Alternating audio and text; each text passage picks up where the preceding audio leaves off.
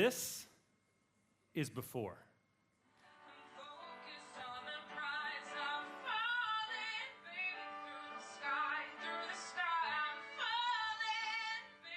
And this is after.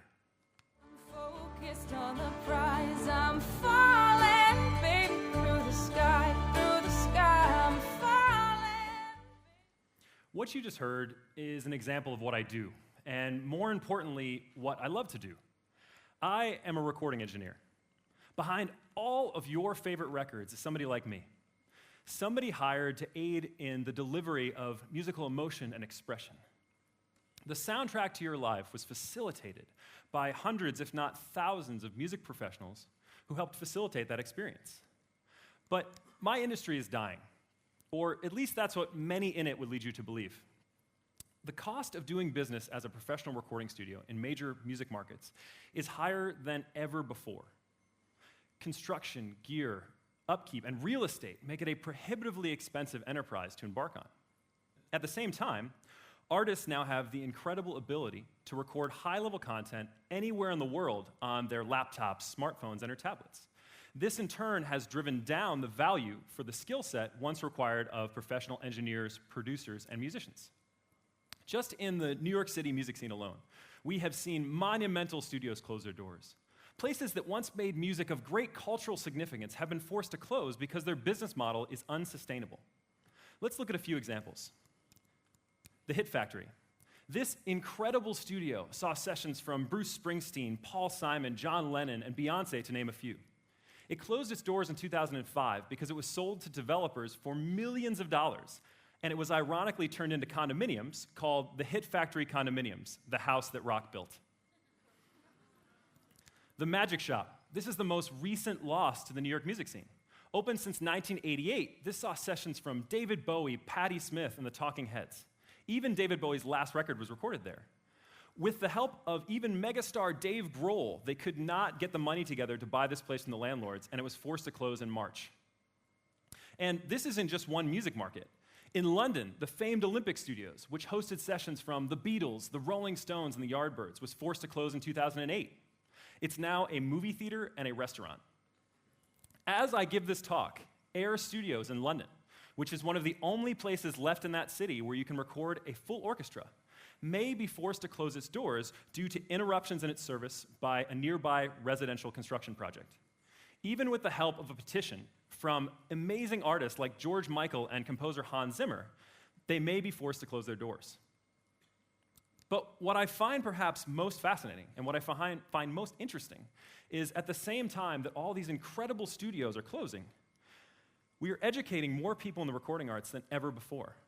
More students than ever before are sorry, got that out of my system.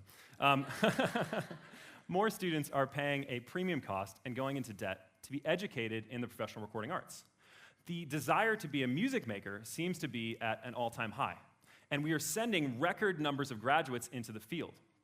So if the number of people looking for jobs in recording studios is increasing, but the number of studios that exist to provide those jobs is decreasing, how do we make that sustainable?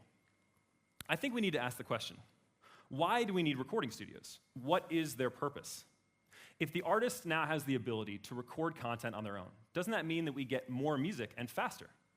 It absolutely does, but I think what gets lost in the process is artist development. What gets lost in the process is the mentorship of peers and professionals to help make the best music possible. And most importantly, what gets lost is the community that a recording studio once provided, of its constant influx of musicians, producers, and engineers. This used to be an incredibly important part of the process. When a label would sign an artist, they would give them the time to make a record in a studio with a producer that fit their project. And they would hope to develop it into the best music possible. Can you imagine the Beatles without George Martin? Can you imagine Billy Joel without Phil Ramone? And can you imagine Eminem without Dr. Dre? But labels simply cannot take this risk anymore. They can't take the financial risk. They are not going to invest in an artist that doesn't already have a viral video, 100,000 followers on Twitter, or who already isn't packing venues on their own. So I see we have two problems. One is the recording music industry is unsustainable. And secondly, we are unwilling to invest in artist development or in the potential of great artists. So I see a unified solution to both those problems.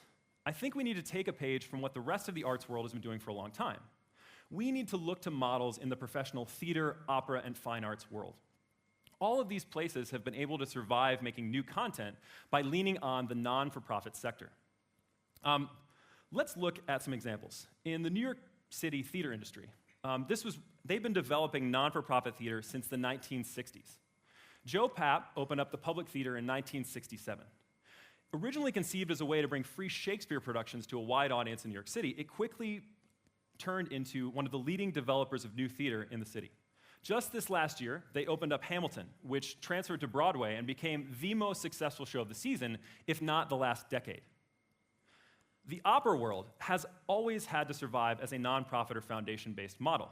From the Met in New York City to the Palau in Valencia, there would be absolutely no way that an opera company could put on classic works, let alone develop new content, if they had to solely rely on the revenue from their ticket prices. So, why can't we do this in the music industry? Why can't we appeal to our audience to donate in the creative process?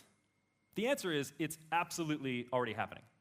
Most artists that I know have been able to record at a professional level because they have resorted to crowdfunding. They have used sites like Kickstarter and Patreon. They've made it possible for them to finance via donations. But the problem is, this depends solely on the artist to develop the content on their own.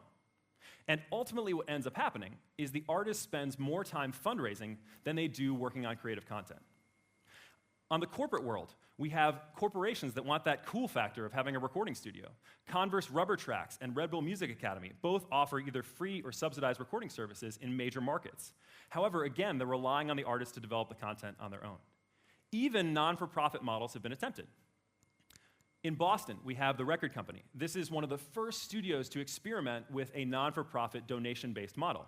They've been able to offer hundreds of hours of subsidized studio time to local artists in Boston. However, all of these models have the same problem. They're not providing the mentorship to see those projects to completion, and they're not providing the mentorship to create and develop better artists. So I propose we change that. I propose we not only make a sustainable recording studio model, but we also offer artist development services. How would it work? Well, most non-for-profits survive with funding in very similar models. So we could have a membership base. Those members would pay a yearly, monthly subscription fee, and they would get services that the organization provide, anything from exclusive content to concert tickets.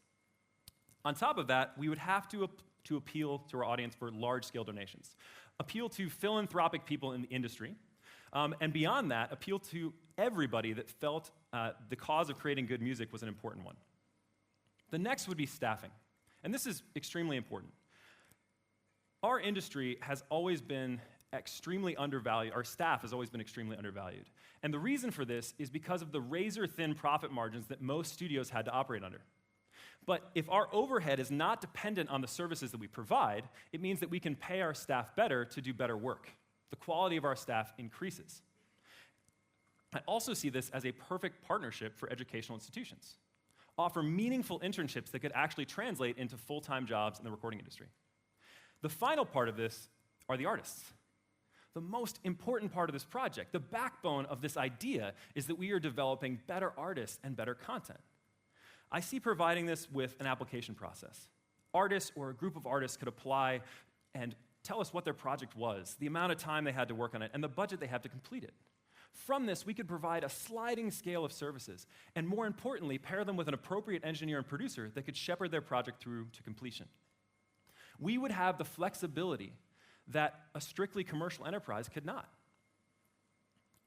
Nothing I have said today is a new concept. It is all things that the rest of the arts world has had to do to survive making creative content in an increasingly commercial world. But why is this not being done in the music industry? Why, beyond crowdfunding, are we not appealing to our audience in an organized way to invest in that process? The tools for delivering music are faster and better than ever. The audience for music is larger than ever. So why are we not fundamentally changing the way that we develop that content? My hope is that we will, and my hope is that we will soon. Before A place as wonderful and diverse as New York City has no more recording studios. Before the thousands of students that are going into the field have nowhere to work or better those skills. And most importantly, before your next favorite artist slips into the shadows because no one was willing to invest in their potential. Thank you, and I hope to see you in the studio.